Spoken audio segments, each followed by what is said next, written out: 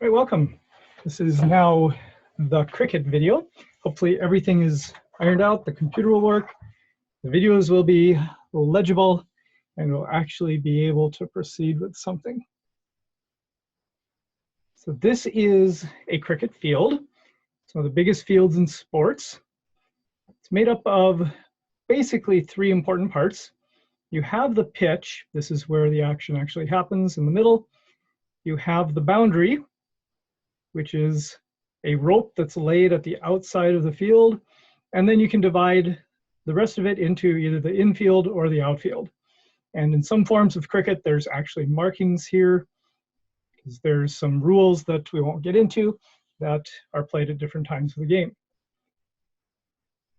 So a cricket pitch is quite large. These are two regular soccer fields. There is no actually defined dimensions, but in general, they tend to be about this size. And this is the part that matters. So this runs down the middle of the field, 22 yards from one set of stumps to the other set of stumps, and we'll explain what those are in a moment. There's really only two important lines on here. The popping crease, which is this line here, actually extends out indefinitely on either side. This defines where the batsman is safe if he is grounded behind this point, or could be out if he's over here. Kind of like in baseball, this would define the base. These two here are called the return crease, and in cricket, a crease is actually a line. In hockey, a crease is an area that would be in front of the net. But a crease is a line, and these help define where the bowler can bowl. He has to run straight up. He can't come in sideways across the return crease. So the important things are the popping crease limits how far forward the bowler can bowl. It limits where the batsman is safe and where the batsman is not safe. This is a wicket. It's made up of three stumps, two bails, sticks into the ground. And the important part are the bails. These are little wooden pieces that just lay gently on top of grooves in the top of the stumps. And if one of these comes loose, then the player is out. So this is a good view. Here's the boundary rope. Unlike baseball, it's not a fence, it's just a big thick rope, probably about 10 centimeters in diameter, goes all the way around. This is just advertising, sort of to help define where the spectators can be. And you'll notice that if you wanted to, you could actually move the rope all the way back here. So they have decided to put the rope at this point for this game. So a cricket team is made up of 11 players. And you can see here, they are scattered around the field. There's far more field than 11 players could cover, so we'll talk about that a little bit later. But these are the important people. The team that is batting, or at bat, has the two batsmen. They're not batters. And this fellow is called the bowler. He's the one who delivers the ball. This is the wicketkeeper. And the bowler delivers the ball. His goal is to get this guy out. And he could do that by hitting the wicket with the ball, or there's several other ways that we'll go into. These guys' goal, their primary goal, is to defend the wicket. They don't want to get out, because in cricket, the outs are more important than the runs. And so in this way, this is somewhat of an offensive player. He is trying to attack them, and these guys are somewhat defensive. They're the ones who will score the runs that will win the game, but at the same time, they have to defend this wicket in order for them to have a chance to score runs. So when we talk about scoring, what exactly is this? Each point is called a run, just like in baseball, but they're a lot easier to get, and you have hundreds. The most common is a single. If you hit the ball and you feel like you can run, this guy will run across this popping crease, and this guy will run across this popping crease. If they both make it safely, then that scores one run. And as you can see, you take the bat with you. You don't leave it there. If you feel like you've hit the ball far enough, you could get 2 or 3. You simply go there and back, and this guy goes there and back. If you both make it safely, you get 2 runs or 3. Very rarely would you ever run 4, at least in top level cricket. But you can get 4 if you hit the ball over the boundary. If you hit the ball and it bounces to the boundary, then you get 4 runs. If you hit it in the air over the boundary, you get 6. Now, one big difference between cricket and baseball is that you don't have to run when you hit the ball. In fact, you don't even have to swing if you don't want to. And if no run is scored, it's simply called a dot ball, because in the scorebooks, they just put a dot. And you could stay out there for hours in some forms of cricket and not score any runs if you didn't want to. You're simply defending your wicket, and you just stand there and you wouldn't have to run. Much less chance of getting out, but also much less chance of actually scoring any points. So we will look at this video here, gives a good overview of how to score runs.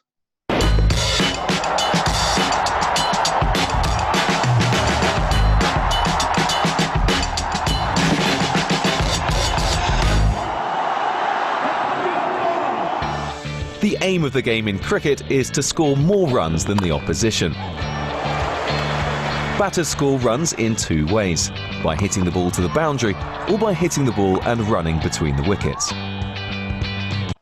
A hit to the boundary is worth either 4 or 6 runs.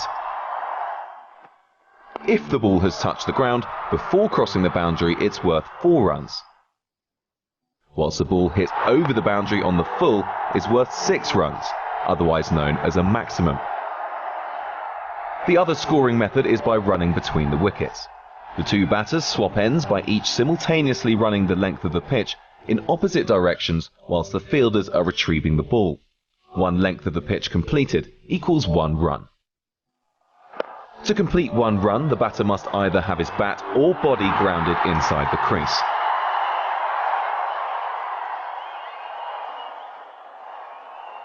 Batters can make as many runs as possible from any one delivery, though they must judge accurately how many runs can be completed without either batter getting run out. There are extra ways of scoring too: wides, no balls, byes, and leg byes. A wide is called if the umpire deems the ball to be too wide or too high for the batter to hit. A no ball is an illegal delivery for one of 3 reasons. 1. No part of the bowler's front foot lands behind the front line of the popping crease. 2. The bowler's back foot lands wide of the return crease. 3.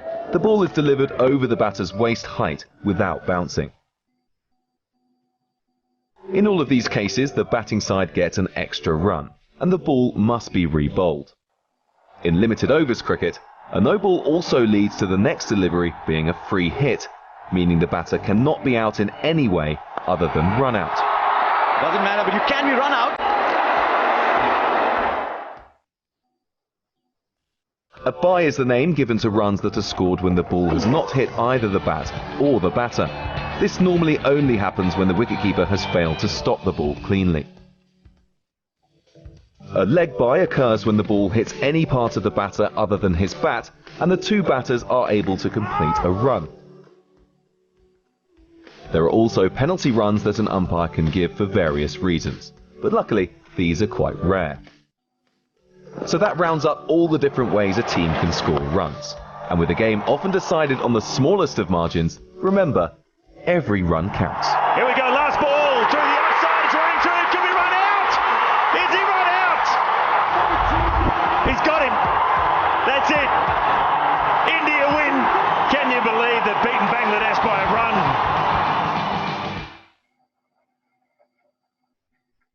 So you saw the umpire waving his hands around there a little bit.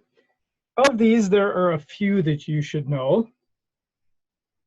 A boundary for 4, he swings 1 arm back and forth like that. A boundary 6, raises both arms like that. Out is simply 1 finger raised up in the air. Okay, this does not mean touchdown. And out has nothing to do with the thumb. A leg bye which is where it hits part of the batter's body and they score runs, is signaled by touching his leg. And a no ball is one arm stretched out. A wide is two arms stretched out. So these are really the only important ones that you see fairly often. So penalty runs, dead ball, cancel call, these are all sort of technical procedural things that we won't worry about. So timing, what does a cricket match look like? So a cricket match is split up into overs, and an over is made up of 6 legal balls. So if there's a wide or a no ball or something like that, that doesn't count toward the 6. And one bowler will bowl 6 balls from the same end of the pitch. At the end of the over, that bowler will take a break and another bowler will come in from the other end. The batsmen stay where they are. So if they haven't switched on the last ball, then a new batsman is on strike. The one who is on strike, or the striker, is the one that is being bowled to at the moment. And an innings is made up of 10 outs. So there's 11 people on the team. You always have to have 2 people batting, so that means you get 10 outs. When 10 batsmen are out, then it's the next team's turn. They'll come in, and when their 10 men are out, this is 1 innings. And notice that the S on the end, innings is singular. Then you can also have 2 innings. So it's the same word, whether it's 1 or 2. And a test match is 2 innings of cricket, which equals a total of 40 outs. Other forms have different definitions, but we'll get into that later on. So how you look at a cricket scoreboard. So here we have the score that the team that is batting has, and they'll say they're 161 for 4, unless you're from Australia, and then they say they're 4 for 161. But we'll go with the rest of the world and say they're 161 for 4. This means they have 161 runs, and they've gotten 4 outs. The 2 batsmen are Pandey and Doshate. I'm not going to attempt to get his name correctly. He has scored 77 runs off of 45 balls. He scored 4 runs off of 2 balls. You can tell this is limited overs cricket because he has scored more runs than he's had balls given to him. They need 39 more runs to win. So they are in the other team batted first and set them a total. And so now they have to get that many runs to win. There are 24 balls left. And sometimes it will show the run rate, how many runs per ball they would have to get. Probably one of these things that scrolls here. So how to get out. In cricket, outs are the things that you celebrate. Runs will happen. There's a big difference. One of probably the main difference between cricket and baseball is that in baseball, outs happen. They happen all the time. It's the normal thing. The exceptional thing is a run. And so you celebrate a run. In cricket, runs will come. That's a normal thing. Runs are inevitable, but the outs are what matter. If you can get the team out before they score as many runs as you scored, then you're going to win. So the outs are the thing to be celebrated in cricket. And there are 5 common ways, 5 uncommon ways. So probably the most common way to get out is to be out caught. And like it sounds, if the ball is in the air and the fielder catches it without it touching the ground, the batsman is out. But notice that except for the wicketkeeper, nobody wears gloves. So this can be a little bit more of a challenge. You can be out bowled, which is when the bowler manages to remove one of the bails off of here with the ball. Leg before wicket. If you were to block the wicket just with your legs, stand there so that the ball couldn't ever hit them, you could be called for leg before wicket. If the umpire rules that the ball would have hit the stumps, then he'll call you out. So it sort of takes away that, oh, I could just stand here and let the ball hit my pads. You could be run out, which is what we saw in that other video. If you are outside the popping crease, or if you are over the popping crease, but none of you is touching the ground, and the bails are removed, then you are run out. Stumped is where, after you swing, sometimes you might step forward a little bit. And if the wicketkeeper can knock the bails off while you are out here, then you are out stumped. Then there's 3 uncommon ways. Hit wicket. Actually, when we play this at BFA in the gym, this is a fairly common way. You wind up for a good swing and you end up knocking the bails off with your own bat. Okay, that is hit wicket. Or the bowler bowls this nasty ball, hits you right in the chest and knocks you over and you land on the wicket. Okay, you are out, hit wicket. Handle the ball. If you're the batsman, you can't touch the ball with your hand. Obstructing the field, anytime you get in the way of the fielder. And these 2 I have actually never seen in modern cricket. I've seen highlights, but I've never actually witnessed it in a game or anything. Hit the ball twice and timed out. So hit the ball twice back in the 1800s. Someone realized, hey, if I just sort of pop the ball up to myself, and then I can take a good swing at it and really get a good whack.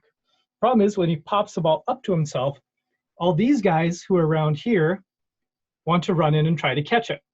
And it took at least 1 death, I'm not entirely sure how many, before they realized, you know what, that's really a bad thing. We don't want people dying when they play cricket. So they outlawed hitting the ball twice. And timed out, when the team is batting, especially in Test cricket, you may not get to bat that day. And so you're sitting up there. They don't sit in a dugout. They sit up in a pavilion. They sit in a building and they watch the game from up there.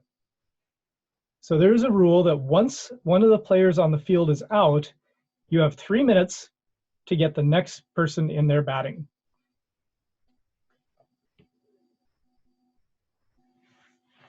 So here's a little description of what is out and what is not out. If the bail is still touching one of the stumps, you are not out. If the bail entirely comes off the stumps, then you're out. And this, of course, in real play, this is going to be almost impossible to notice.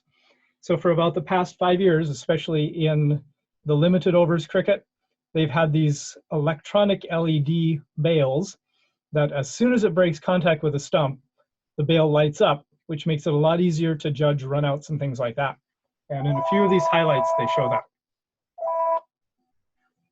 You can ignore that, it's not for you. One interesting thing about cricket is that the umpire will not say, oh, that person's out. The fielders have to actually ask.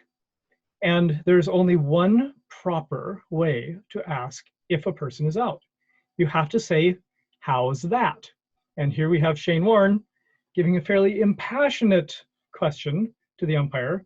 And what he is saying is, how's that? However, it ends up coming out sounding maybe a little more like this. That is sensational. Yeah, so how's that is what you have to say, but in the heat of the moment, it comes out a little stronger. So I have a couple of videos to show the different ways to get out. First, we have the Aussie version, and we'll leave it at that.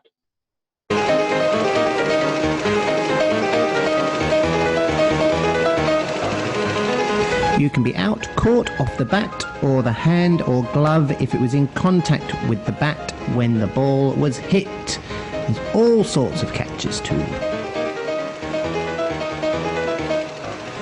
Bowled when a bowler's ball hits the stumps. Also includes played on when the ball goes from bat onto stumps. The bail must be dislodged.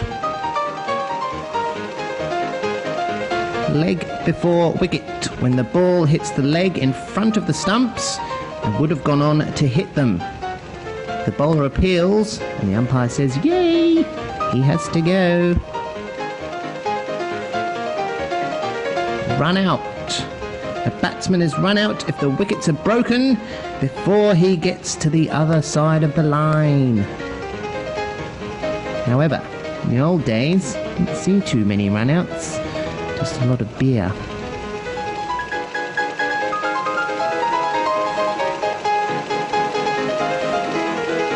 A batsman is out stumped when he leaves the crease in the process of playing a shot and the bails are removed. Whoopsie. Has to go, I'm afraid.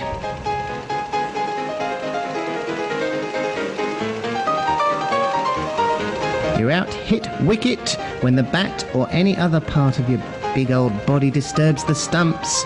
Doesn't have to be the ball. If you knock the bails off, you're gone.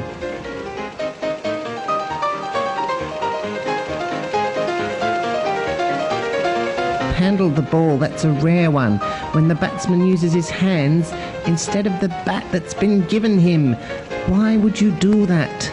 Umpires certainly don't like it. Least of all this one. Oh, no, oh.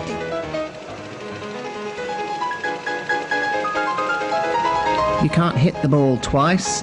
If you hit the ball twice to gain an unfair advantage, that little chap will come in and give you out again. Get out. You're gone.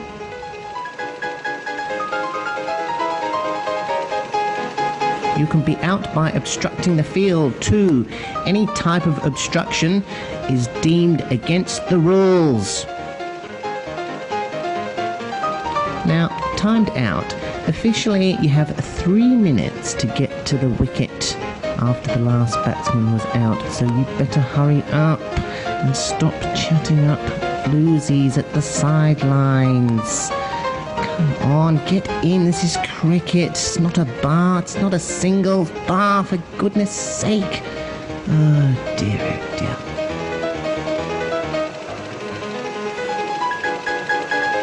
Now, a batsman can declare his innings over if he hurts himself and can't carry on, or if he just needs a rest, basically.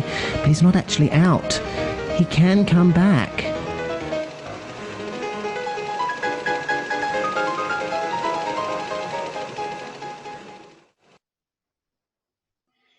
All right, and kind of the same thing. This time, however, showing it in real life. In cricket, there are 10 ways for a fielding team to get you out. Number 1, bowled out. If the bowler bowls the ball and it hits the batsman's wickets and knocks over the bails, he's been bowled out. Number 2, caught out. If the batsman hits the ball in the air and it's caught by a fielder, he's been caught out. Number 3, run out. If the batsman runs for his partner's crease and the ball is thrown into the wickets before the batsman gets there, he's been run out. Number 4, LBW. If the ball hits the batsman's leg and the umpire thinks that the ball would have hit the wickets if his leg wasn't in the way, he is ruled out by LBW, leg before wicket. Number 5, stumped out. If the batsman swings and misses the ball, the wicketkeeper can catch the ball and push the ball into the wickets. If this happens before the batsman can return to the crease, he's been stumped out. Number 6, hit wicket or accidental out. On the rarest of occasions, a batsman can get himself out or his own partner out by accidentally hitting the wickets themselves. The other 4 ways to get out in cricket almost never happen in today's game. These include hitting the ball twice in one stroke, handling the ball, obstructing a fielding player, or taking too long to take to the field. Once a batsman is out, he's replaced by the next batsman in the batting team's lineup. Once 10 players are out, the players switch sides so that the batsmen are now the fielders and vice versa. The highest run total after both sides have had their turn to bat wins. All right, so now we get to bowling. So originally it was underhand, and that's where you get the word bowling, because it was the same motion as what you use for a bowling ball. But by the late 1800s, it had become overhand, but never have you been actually able to throw the ball. So you always have to keep your elbow straight. The definition is you can't straighten your elbow. This fellow here, one of my favorite spinners, he could spin it both ways, and his elbow never actually, he can't totally straighten it. So he was brought before the judges, you could say, quite a few times when they would measure his elbow, and they determined that no, he isn't actually straightening it, but he was still an amazing bowler. So basically you have 2 types of bowl. You have the slow bowlers who spin or swing the ball, and you have the fast bowlers, or sometimes they're called pace bowling. And we're going to look at a couple of examples here. So this is an example of fast bowling. And the top level cricket bowlers can get the same speeds as a top level Major League Baseball pitcher, close to 100 miles an hour. They can't throw the ball, but they get to have a run up, and they can use their body kind of like a slingshot to get the ball up there close to 100 miles an hour, just like a Major League pitcher. Knocks him over with pace, real pace, right through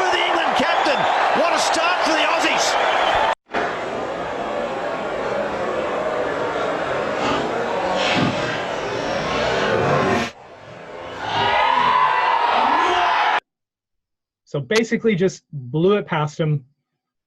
Couldn't react fast enough to see it coming. So I think slow bowlers are a little more exciting. Swing bowling, this is kind of like a curveball in baseball. And they get the ball to move in the air so that the batsman isn't expecting where it will land.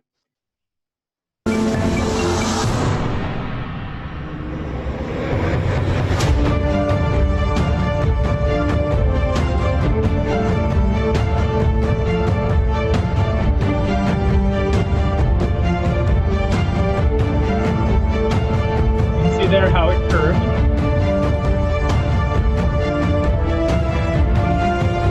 He was out LBW.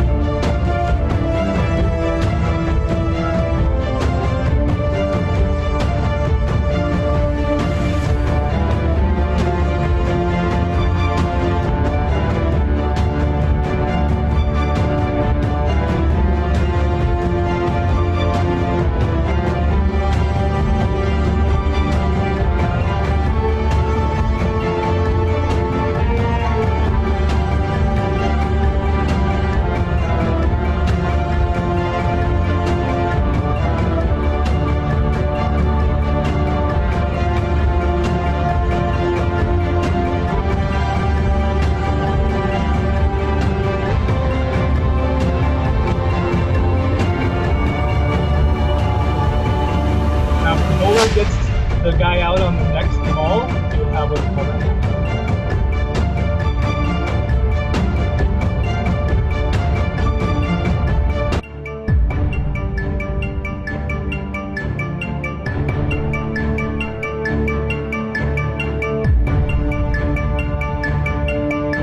I remember that game. The Indians lost their first 3 batsmen on the first 3 balls.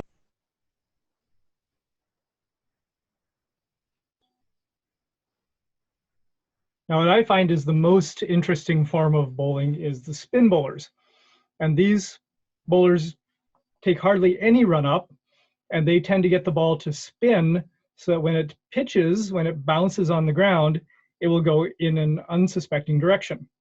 And notice how the fielders will often stand much closer to a spin bowler than they would to a fast bowler, because they're looking for little tips and nicks that they can catch before they hit the ground. Yes! Yes, indeed.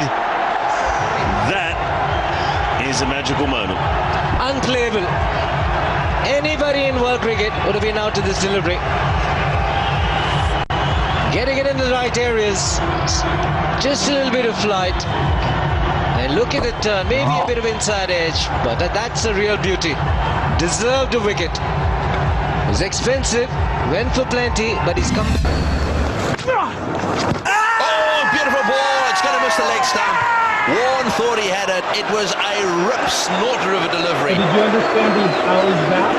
Look at the dramatic turn here. Rips. That is savage outside the line of off stump, and no way Rudy Kurtzen can predict that's going onto the stumps either.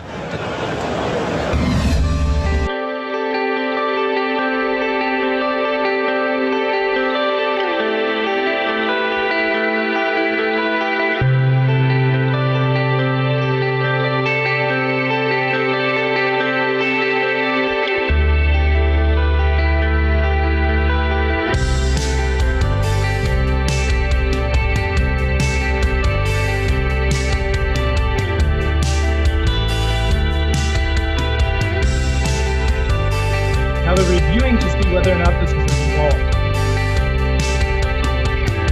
I don't know why they put it in ball.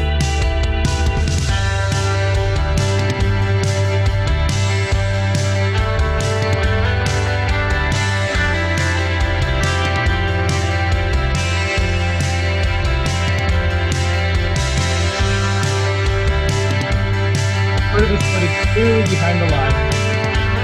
Most of this footage is fine.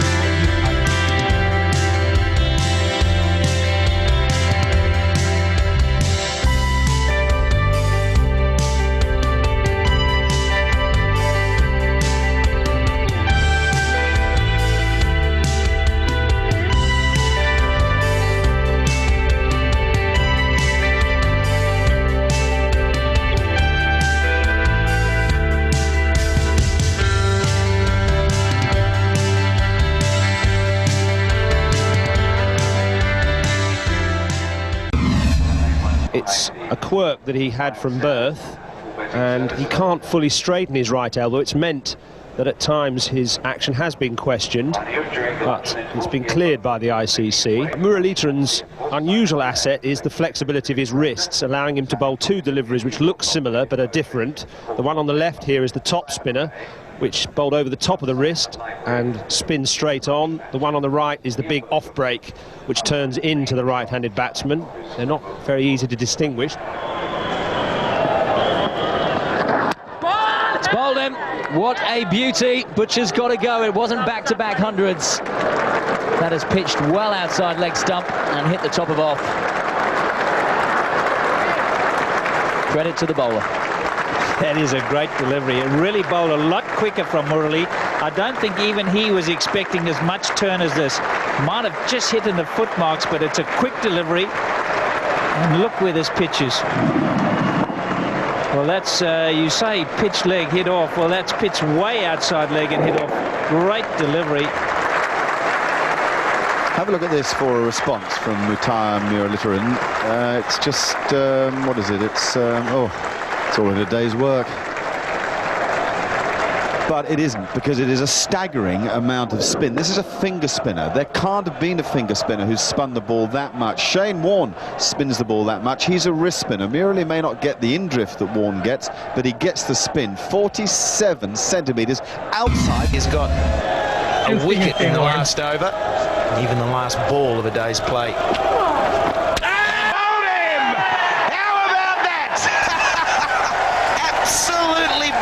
From Shane Warne, he can bring things out of nowhere. Magnificent piece of bowling from Warne. He's made a few batsmen look a bit foolish over the years, and there's no disgrace in Andrew Strauss looking a bit foolish, but he did here. Real side spin from Warne, maximum side spin, and bowling him behind his legs, not just bowling him behind his legs, but bowling him middle stump behind his legs. That shows you how far that ball spun. Strauss gone for 6, 25 for 1. It's going to become known as the Strauss ball, and Warne was a bit disgruntled with the way that the fast bowlers bowled, I think, and he was determined to make a statement with a really big turner, and sure enough, that was a huge turner. There's Hawkeye just showing you how much it turned, and what we've done is superimposed a ball here, the red ball, as if it didn't turn, to just compare what a ball would have been like if it hadn't turned at all with the one that did turn there. If it had gone straight on, that was red. If it had turned as it did, blue. 2 feet of difference to the batsman, 3 feet at the stump. So you could say that that ball turned 2 feet, and it does take.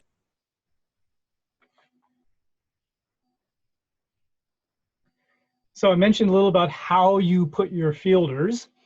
These are all the potential positions that you can fit your fielders in. There's only 11 people on the team. One of them has to be the bowler. One of them has to be the wicketkeeper. And if you want to do a quick count, pause the video and count all the possible places. I think I figured about 56. And some of them, like for example, third man, you have 4 different ways that you could go. So anywhere within here, the captain of the team, his responsibility is to do what we call set the field. And depending on what type of bowler it is, and to a lesser extent what type of batsman it is, he will set the field differently. For example, if he is a spin bowler, he'll have a lot of people in here, what we call slips. When we saw that last ball to Warne, there was a fellow here at short leg, there was a fellow at silly point. The reason they call these silly is because you would have to be silly to actually stand that close to the bat. If it's a fast bowler, you're going to have some people who are back here to try and catch these long tips that come off of his bat. The wicketkeeper, for a fast bowler, is going to stand back here. For a spin bowler, he's going to stand up here to try to get the stumping. So here is a view of a field. You can see there's a lot of gaps. So the captain has a big job to be able to say, with my bowler and what I know about this guy, he probably won't hit a ball through here. Okay, for one thing, he's a right-handed batsman, so he probably won't be hitting anything here, so I don't need to put someone here. And you'll notice he also doesn't have anyone deep here. Okay, so he's called him in fairly short. Okay. On the other hand, this one, they are desperate. This was actually in the one of the last balls of the game. They were desperate to get the out, and so it didn't matter if he hit for a 4, because that wouldn't have affected the game at all. They just needed to get him out. And so they gathered all their players, including these two guys here, silly point and silly mid on, which seems absolutely ridiculous. All right, so there are 3 main forms of cricket. Test cricket is the traditional, sometimes called first-class cricket. And this is where you have 2 full innings. Each team gets up to bat for 10 outs. The length, it can last up to 5 days. And they traditionally wear white clothes. When you say, whoa, 5 days, what actually happens is that each team will have a chance, in theory, to bat for a full 10 players. So 20 people can come up to bat. And you think 5 days is a massive amount of time. Well, actually, a lot of time the game doesn't actually finish in 5 days. And they can play for 5 full days. And if both teams have not had 2 innings, the game is what we call a draw. It doesn't mean it was tied. It simply means it doesn't count. And so they play for 5 days and it doesn't even count. Now, there are a few ways that you can get around this. Let's say that you bat first and you are just scoring runs galore and you're not getting out. You spend 2 days batting and you get 700 runs. You can simply say, okay, we declare we are going to stop batting. We only have 4 outs, but this game will never end if we don't. And you can force the other team to come in and try to get them out. And if you have gone first, and then the other team comes in and they don't score enough runs to make it a close match, and in different types of cricket, it depends. But let's say you scored 700, they come in and they only scored 150. You can enforce a follow-on, and you can have them bat again without you coming up to bat.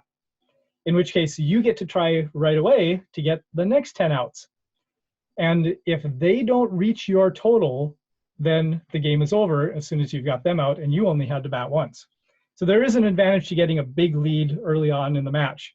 But this can cause a lot of strategy, as they say, should we declare now? How long should we bat? How many points do we need? Because maybe the next team will come in and bat a lot. Sometimes a team actually plays for a draw if they're in a series and it's a 5-match series and they're ahead.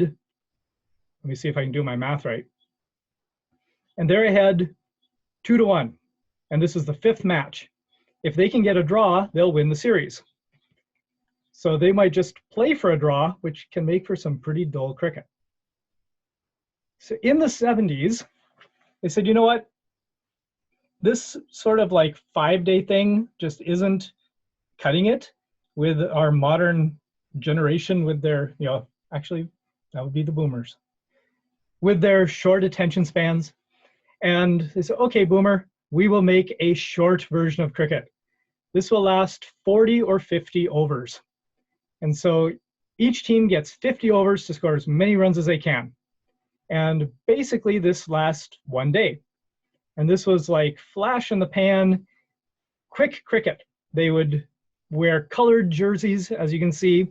So this was all the big flashy thing until about 15 years ago. You're still not going to get a TV audience, like primetime TV audience, for a game that lasts 8 hours. And so they came up with the shortest form of cricket, which is called 20-20. So this is 20 overs, lasts about 3 hours, same as a baseball or football or soccer game, and they wear the same type of clothing as pro teams. So these are representatives of the Indian Premier League, which is the top pro 20-20 team. International teams also play 20-20 occasionally, but this is pretty much the domain of professional teams. and the IPL is the top professional league. Australia has a professional league.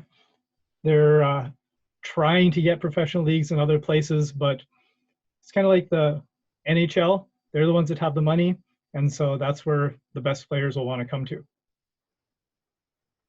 So this is a sample of the IPL.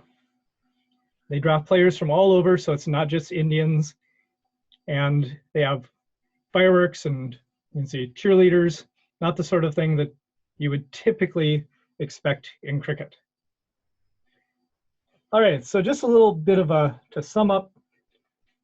The next thing we do on Wednesday will be watching a few more samples. I'm going to try and find a sample of hitting the ball twice, obstructing the field, some more interesting and unusual things, and then we will watch a heavily edited version of the end of a game so you can get an idea of the fact that what cricket is and have practice reading the scoreboard and see some of the players actually doing the things that they do.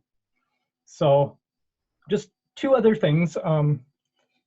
Cricket has given some terminology, and I mentioned before a hat trick. So this actually comes from cricket. Dates back into the depths of time, early 1800s, and different stories come about, but the most typical one is that when a bowler got 3 batsmen out on 3 consecutive balls, everyone was so impressed that they passed a hat to get a collection among the people in the stands. It's like, hey, we should buy him a little, souvenir of his feat. And so this became known as a hat trick, where one bowler gets 3 batsmen in a row out with 3 consecutive balls. They don't all have to be in the same over. It could be the last 2 balls of one over, and another bowler will come in, and then if the bowler gets the next guy out on the first bowl of the next over, then it's a hat trick. And then this was adopted into hockey and soccer, and anywhere else, a lot of other things that say, oh yes, if you get 3 of whatever, it's considered a hat trick. Another phrase that's come into the language is a sticky wicket. So let's say you're a bowler and you are trying to get this guy out and you can't. It's a tough situation because his wicket is a bit sticky. And this has come to mean a situation that is really tough and you're not sure how to get out of it. We call it a sticky wicket. All right, so tune in on Wednesday for further crayfish type stuff.